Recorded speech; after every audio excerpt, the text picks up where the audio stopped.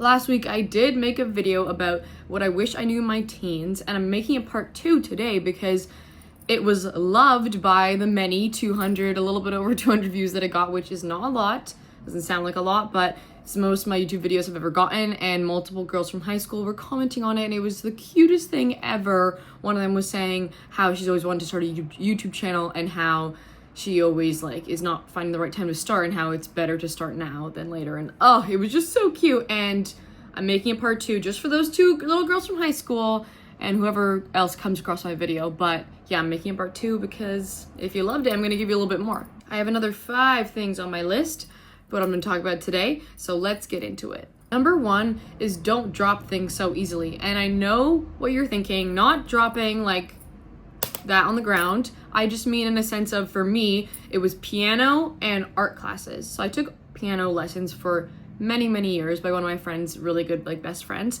And there was just one day, I don't even know if I was in high school. I was little. And there was just one day I was sitting there and I just got frustrated with the song, because I'm assuming it was a harder level. And I started crying. And then I just was like, nope, I'm done. And on the spot was like, I am done. And I remember my mom telling me, you're gonna regret quitting piano. And I do, because I wish I could do it now. That'd be so cool if I could just go to any piano and just do a little song. And yeah, I would love to do it now. Especially also my art classes, because I was doing that every single Saturday. And of course I'm still good at painting, but I could have been so good. And it was every single Saturday, and I stopped going because I started grade 8. I was doing it for a few years, and I started grade 8 and then wanted to hang out with all the friends that I was making. So I thought that was more important than my art classes, which in a sense, you're obviously gonna have time to hang out with your friends, which was so stupid. So never ever stop your passions or your hobbies or whatever little things you like to do just because you want to hang out with your friends. I know I was meeting so many new friends in grade 8 and that was awesome, and partying and whatever, but it would have been nice to do a little bit more of my art classes. The piano one, I was a tiny little human, and I was just frustrated with the song. But still, whatever you're doing now, if you're in your teens and you're doing a little hobby, a little passion, keep doing it, because you will be so happy that you kept doing it later on. I would have loved to have been insane at painting. I'm good at painting, but to be a crazy painter, or just be a little bit better, or be amazing at the piano, that would have been so good. You can see the regret in my face right now. So if you have a passion, stick to it. Number 2 is don't let people be mean to you. Throughout my entire life, I have let people just walk all over me, be mean to me, and then I just go run away and cry, or just don't defend myself, which is so sad. In high school, you're gonna deal with so many people that are mean to you for absolutely no reason, and you cannot let that slide, because that is not okay. You need to have boundaries and actually stick to them. Whenever someone is being mean to you, it never has anything to do with you and everything to do with them. They are just projecting their negative energy onto you. They're just probably mad about themselves and God knows what in their life and taking it out on you. I swear to God, it has nothing to do with you, and you should not take it personally. In a sense, if someone's being mean to you, there's been so many times where I wish I just said something what I think I might have written down what you could, let me check. I feel if someone's being mean to you, you can literally just be why would you talk to me like that? Ew, and just walk away. That's gonna make them be so confused, instead of you being oh my God, freaking out. Just be why would you talk to someone like that? Are you okay? What's wrong with you? And then just laughing and walking away. Being the bigger person will always be better. Do not fight fire with fire. Be the bigger person, not in a sense where, why do I feel I'm pointing so much? Not in a sense where you're being too nice and getting walked all over, but in a sense where you're setting your boundaries. You know what your boundaries are, and if someone crosses them, you're gonna tell them what the fuck is up. Don't talk to me like that, or who the fuck do you think you are? And then just walking away. Because especially if you're a people pleaser, someone that's really nice and quiet and whatever, they are not going to expect that from you. They are going to pick on you. I honestly, throughout high school, was picked on a lot just because I was the easy target. I gave a reaction, and I still kind of do it to this day, so whatever. Still learning. But giving a reaction that's oh my God, no, just don't give a reaction at all. I mean, not at all, but you can say in a sense where, one of the things I said, where you can just be like, what's wrong with you? Or like say something in a sense where you're like laughing at them, like make it a joke in a way where they almost get uncomfortable because you just made a joke out of them fully being mean to you, and you're just like, okay, like, lol, whatever, and then just walking away and pretending like you don't care. Even if they said something so mean about you, just pretend like you don't care, and then just say something, give them a little diss, pretend like you don't care, and walk away, and then you can go cry in the bathroom if that makes you feel better.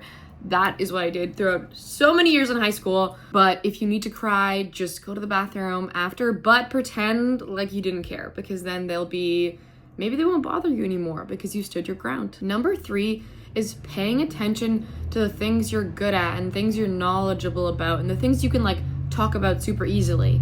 Like, for example, I love talking about like music or journaling or YouTube or, there's so many different things, but just pay attention to what you're good at and see if that could possibly be a job for you in the future. It doesn't have to be your full-time job, but if you can do something, like if you're the creative type, and like if I started my YouTube when I was way younger, that could have been my full-time job by now, you know what I mean? So just pay attention to the things you're good at. Maybe you're really good at like sewing or crafts or making really specific like postcards. Okay, that's kind of random, I don't know, but just pay attention to what you're good at, because there's so many things that could be a little side hobby, like a side hustle kind of thing, or a side job, in a sense where obviously what's better than having multiple streams of income? So if you have a job, imagine if you have a little thing on the side that's like your creative thing or something that you feel super passionate about, even though it's not, maybe you don't feel passionate about your actual job, but you have something on the side that is just like adding to everything. If you're consistent with literally anything, you will prevail and you will do well. Like if you are trying to get a job and you apply a million different days, like obviously you're gonna get a job eventually. Like you will prevail in any little side hobby, side little like hustle you want to do, as long as you're consistent and you're good at it. So that's what I mean with pay attention to like your interests and what you're really good at, and then see what you can do from there. Because I wish I noticed that, how much like I loved YouTube and loved talking to a camera and loved just like beauty and all that stuff. Like I knew that from a very young age, but I didn't think of it in a way where like, what can I do with these like knowledgeable things? Like what can I do with it? Can I make a job out of it? Can I actually do something with it? Number 4 is like really niche and really random, but keep all of your Monster High dolls, Littlest Pet Shops, and like Barbie dolls, because especially those Monster High dolls, because anything that's like old or like vintage or like the original dolls or the original whatever sells for so much now. Do you know how many Monster High dolls I had? I'll insert a photo. I had a shelf full of them. I had them all on the stand. I had probably like 40, maybe even more. I don't even know.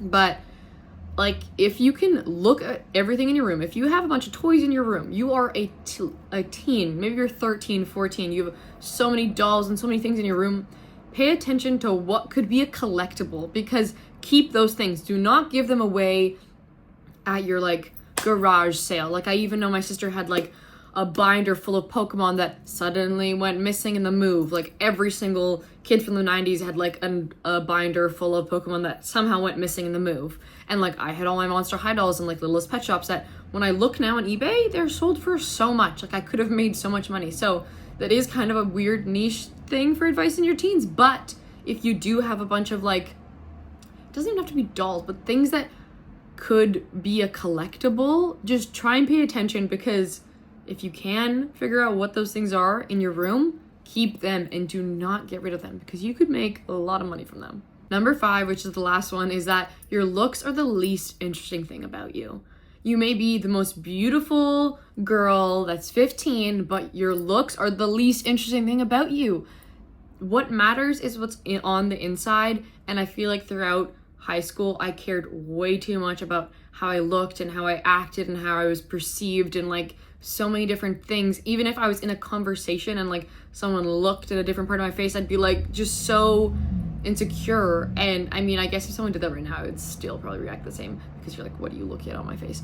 But just obviously like attend to your looks, like if you keep it clean, like, but I don't know, just don't make the whole focus about that. Like if you're jealous of somebody else, that's totally normal. That actually means that they have something that you want that you can strive towards. Maybe they have like really good hair. Maybe you should take care of your hair a little bit more, or like start curling it, or I don't know, do whatever. But just you should not care about your looks as much as you probably do, because I cared about it so much. I'm just trying to save you a little bit here. I think I might make a part 3, because as I'm talking, I feel like I have so many other ideas that are just popping in and out, but like I want to write them down and actually like organize what I want to say.